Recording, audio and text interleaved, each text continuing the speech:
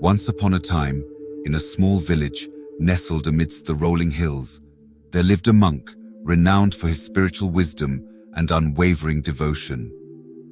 His days were spent in deep contemplation, seeking enlightenment and sharing his teachings with the villagers who sought solace and guidance. One sunny morning, the monk embarked on a journey to the bank of a nearby river, a place he often visited to find serenity and connect with the natural world. As he approached the tranquil riverbank, the monk felt a profound sense of peace wash over him. The gentle sounds of flowing water and the rustling of leaves in the breeze created a harmonious symphony that resonated with his soul. With a heart full of gratitude, he knelt down to drink the cool, refreshing water from the river. After quenching his thirst, the monk found a smooth stone nearby and decided to rest his weary head upon it.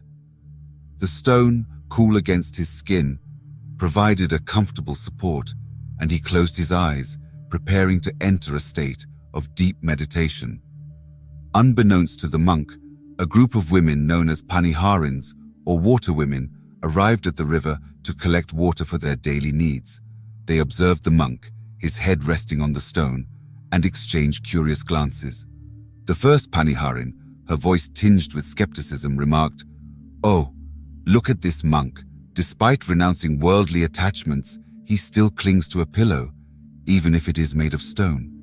How can he truly detach himself when he clings to such a seemingly insignificant object?"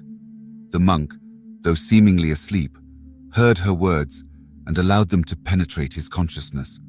Realizing the truth in her observation, he immediately sat up and threw the stone pillow aside, letting go of the subtle attachment he had formed. The second Paniharin, her tone laced with cynicism, couldn't resist commenting further. "See, even after becoming a monk, he easily succumbs to irritation. He threw away the stone pillow in a fit of anger. His fury hasn't subsided yet." The monk, now fully aware of his momentary lapse, contemplated her words. He pondered the nature of his emotions and the need to cultivate equanimity in the face of external circumstances.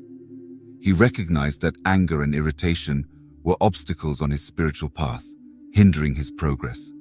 With a renewed sense of determination, he sought to harness his emotions and cultivate inner peace. As the monk's face displayed a mix of introspection and uncertainty, the third Paniharin, her voice filled with compassion, approached him and spoke gently. "Baba, this is the Pangat, the riverbank, where Paniharins like us gather daily. We engage in conversations, sharing our thoughts and opinions. If you allow every passing conversation to affect you and sway you from your chosen path, how will you devote yourself to your sadhana, your spiritual practice?" Her words struck a chord within the monk's heart. He realized the inherent challenges of living in the world while striving for spiritual growth.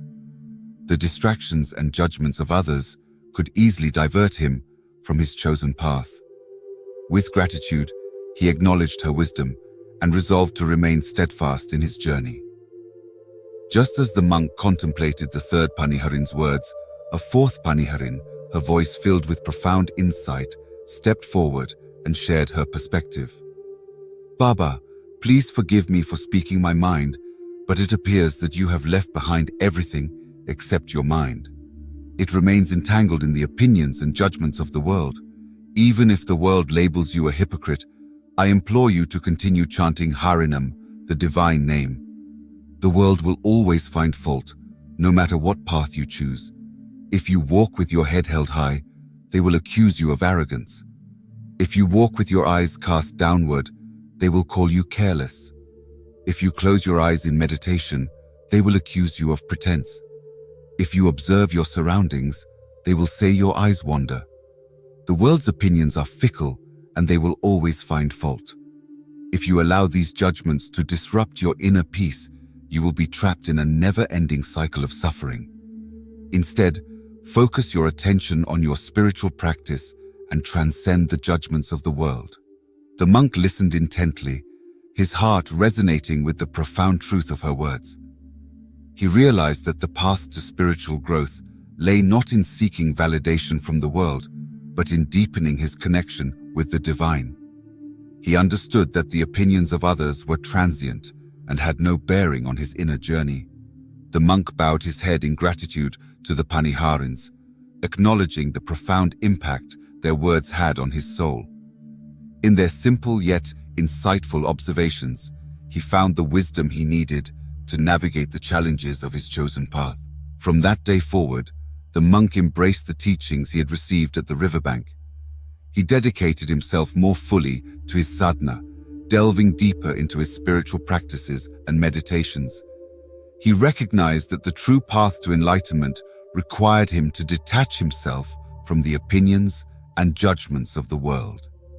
As word spread of the monk's profound transformation, villagers from far and wide sought his guidance. They were drawn to his serene presence and the radiant wisdom that emanated from within him. The monk became a beacon of light, illuminating the path for those lost in the darkness of worldly attachments. The villagers, inspired by the monk's teachings, began to question their own attachments and the opinions of others. They realized the futility of seeking validation from external sources and turned inward, seeking solace in their own spiritual journeys. The monk's reputation grew, and people came from distant lands to seek his blessings. His tranquil abode by the riverbank became a sanctuary for those seeking spiritual nourishment. The river itself seemed to carry the essence of his teachings, its flowing waters, a metaphor for the impermanence of worldly judgments. Through his actions and teachings, the monk imparted a profound lesson to all who crossed his path. He showed them that the key to true happiness and spiritual fulfillment lay not in pleasing the world, but in cultivating inner peace and devotion to a higher power. As the years passed, the monk's wisdom continued to deepen. He became a revered spiritual master, guiding countless souls on their journey to self-realization. His teachings were passed down through generations, inspiring seekers to transcend the limitations of the world and embrace the divine within. The monk's legacy extended far beyond the boundaries of the village. His teachings spread like ripples in a pond, touching the lives of people from all walks of life. His message of detachment from worldly opinions and unwavering devotion to the divine resonated with seekers across cultures and generations.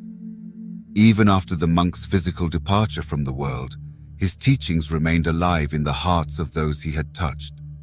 His presence continued to be felt by all who sought solace at the riverbank where his journey had begun. And so, the story of the monk and the riverbank became a timeless tale of spiritual awakening and the transformative power of inner reflection. It reminded people that the path to enlightenment was not without challenges, but with perseverance and unwavering devotion, one could transcend the judgments of the world and find eternal peace within.